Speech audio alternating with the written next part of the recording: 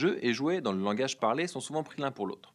Le terme de jeu devrait être réservé à l'action. Le jouet devrait être pour sa part utilisé pour identifier un objet supportant l'action de jouer. Selon le dictionnaire Larousse, le jouet se définit comme étant un objet conçu pour amuser un enfant. Le jouet n'est pas indispensable au jeu, il peut cependant influencer le joueur qu'il manipule. Même si les jouets peuvent prendre différentes formes, ils visent tous un but ultime, le plaisir. On l'a vu précédemment, les enfants de toutes les époques ont utilisé des objets pour s'amuser. Depuis ce temps, les jouets ont certes évolué, mais en même temps, ceux découverts par les archéologues ressemblent aux jouets des enfants d'aujourd'hui. Par exemple, les jeux de l'Antiquité qui ont été retrouvés prenaient la forme de poupées, de toupies, de jouets à tirer, etc. Le jouet peut être de différentes natures. Objet archaïque, donc emprunté à la nature, tels les bâtons de bois, les branches, les cailloux, les roches. Un objet de fabrication maison, avec des matériaux de fortune, tels les chiffons, les matériaux recyclés, des ficelles, des bouchons de liège. Ça peut être aussi un objet préfabriqué, où l'enfant sera amené à l'assembler, comme des Legos. Le jouet peut aussi être un objet artisanal, donc associé à la tradition et à la culture populaire, comme les toupies, les chevals de bois, les billes. Ça peut être un objet mécanisé, c'est-à-dire mu par une mécanique et s'activant seul, comme on peut penser aux automates. Ça peut être aussi un objet d'origine religieuse, et on peut penser au jeu de loi, au jeu de la marelle. Le jouet peut revêtir un caractère univoque ou un caractère multivoque. Le jouet univoque, comme le puzzle, ne permet pas de variation dans son utilisation. Tandis que le jouet multivoque, comme les jouets de construction, les Lego, les mécanos, les blocs de bois, permettent au joueur une multitude de variations d'utilisation qui évoluent avec le joueur. Ces jouets permettent par l'exploration le développement de la créativité, de l'imagination et de la découverte du monde qui entoure l'enfant. Les matières avec lesquelles sont conçus les jouets ont évolué avec l'industrialisation et les techniques de fabrication.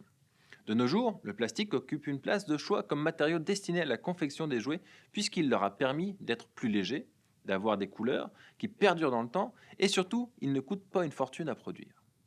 On a vu apparaître les jeux éducatifs, puisant leur utilité dans la reconnaissance de l'enfant comme étant un être à part entière qui a des besoins spécifiques, dont celui d'apprendre. Dans les dernières années, les jouets ont suivi la tendance mondiale. Les technologies sont maintenant partie intégrante du monde ludique de l'enfant dans l'arrivée du jeu vidéo et autres jeux technologiques. Lorsqu'on parle de jouets, on parle inévitablement de son apport dans l'apprentissage de l'enfant. Au fil des ans, différents types de jouets ont fait apparition sur le marché dans le but de répondre à divers besoins de l'enfant. Les concepteurs imaginent des jouets dans l'optique de permettre à l'enfant de réaliser certains apprentissages selon leur âge ou leur niveau de développement. Il est donc pertinent de faire le parallèle entre le jouet et son utilité. Maintenant, en plus de servir un but ultime de plaisir, le jouet possède un caractère éducatif. Il ne faut cependant pas limiter le jouet à une seule catégorie, puisqu'un même jeu peut en revêtir plus d'une. Il existe autant de jeux et jouets qu'il existe d'enfants. Il serait donc prétentieux de vouloir en faire une recension exhaustive. Par contre, une catégorisation de ceux-ci peut être réalisée en fonction des types de jouets, de leur utilisation en fonction du développement de l'enfant et de leur rapport sur les plans cognitifs, social, moteur, etc. C'est pour cette raison qu'il existe diverses façons de classifier les jouets. Le système de classification SR en est un exemple. Le système SR s'appuie sur le classement de type structuraliste piagétien. Il propose une classification des jeux intégrant toutes les formes ludiques, des plus simples aux plus complexes. Il classifie les jouets selon 4 catégories principales, soit les jeux d'exercice, les jeux symboliques, les jeux d'assemblage et les jeux de règles. Chaque catégorie se subdivise ensuite en sous-catégories qui permettent une classification plus précise. Les jouets sont évalués selon la façon dont le joueur les utilise et selon les caractéristiques de l'objet de jeu. Peu importe l'utilité qu'on attribue au jouet, le seul qui peut vraiment dévoiler la véritable nature du jouet est l'enfant, c'est-à-dire le joueur. Le jouet devient alors un outil pour soutenir son apprentissage et son développement. C'est parce qu'il est attirant pour lui, qu'il suscite la curiosité, qu'il lui offre la possibilité de s'amuser que l'enfant l'utilisera et pourra développer diverses habiletés. Il est donc primordial que l'adulte qui choisit un jouet le fasse d'abord selon les intérêts de l'enfant afin de répondre au caractère éducatif du jeu. Parce que peu importe si le jouet a une grande visée éducative, si l'enfant ne s'y intéresse pas, l'effet est nul. La sélection des jouets n'est pas si simple qu'il n'y paraît au premier abord. Elle demande un sens de l'observation, une connaissance du développement de l'enfant approfondie et une connaissance des jouets et de leur utilité pédagogique. En terminant, on ne peut passer sous silence l'aspect social et affectif du jouet.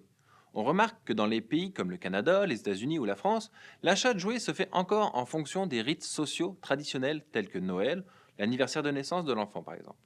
Le jouet prend alors l'aspect d'un simple bien de consommation. Bien qu'on ne puisse nier l'aspect consommation, il faut également rappeler que pour l'enfant, le jouet ne prend pas sa valeur dans son coût, mais bien dans le plaisir qu'il lui procure. Souvent, la boîte de carton que l'enfant aura transformée en fusée par le simple pouvoir de sa pensée aura une plus grande valeur que le jouet high-tech. Les jouets sont liés à l'imaginaire de l'enfant. Ils lui permettent d'explorer le monde dans lequel il vit. Ils lui offrent la possibilité d'imiter les adultes qu'il côtoie dans son quotidien. Ils lui permettent de dépasser ses limites, de réaliser de nouveaux apprentissages et développer sa persévérance. Les jouets ont aussi le pouvoir de rapprocher les enfants en les amenant à collaborer dans un but commun. La notion de plaisir sera toujours au centre des préoccupations de l'enfant et c'est par le jeu et par l'entremise des jouets qu'il y accède.